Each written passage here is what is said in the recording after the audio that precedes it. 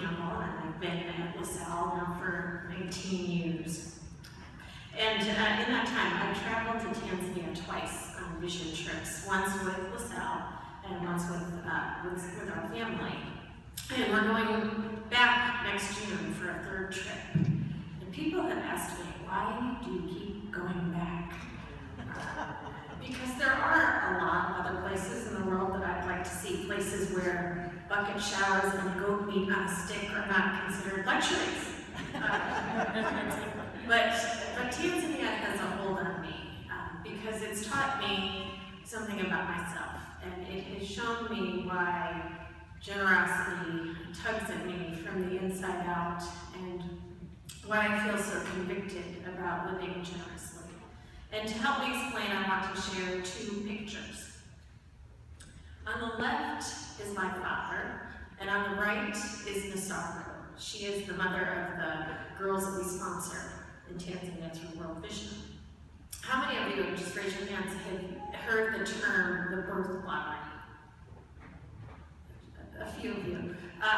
If you haven't heard it, it simply means that we were born into our particular circumstances, not by any effort or determination of our own, but by luck or chance.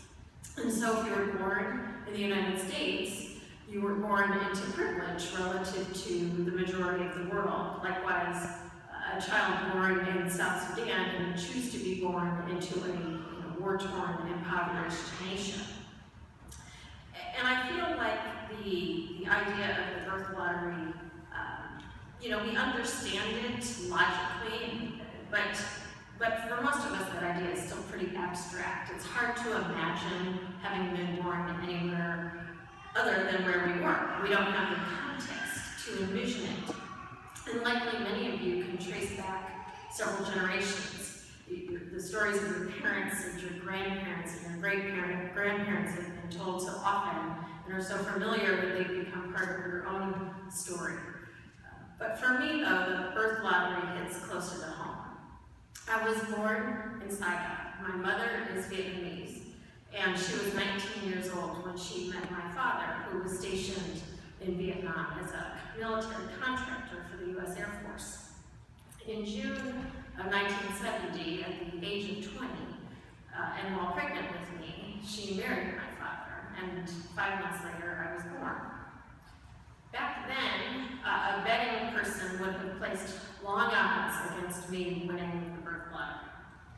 No one knows exactly how many mixed-race children were left behind in Vietnam, but we do know it was at least 21,000.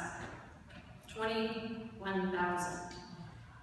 Because in the 20 years since Congress granted special immigration status to children of American fathers and Vietnamese mothers, 21,000 people relocated to the U.S.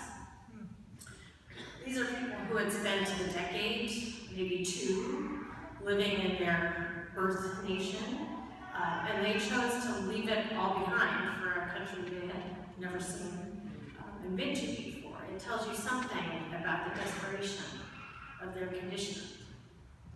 But thanks to my dad, who chose to bring rather than leave his child behind, I had a winning lottery ticket. Which brings me to Nasara. Nasara was about my age, yet her life story reads entirely differently.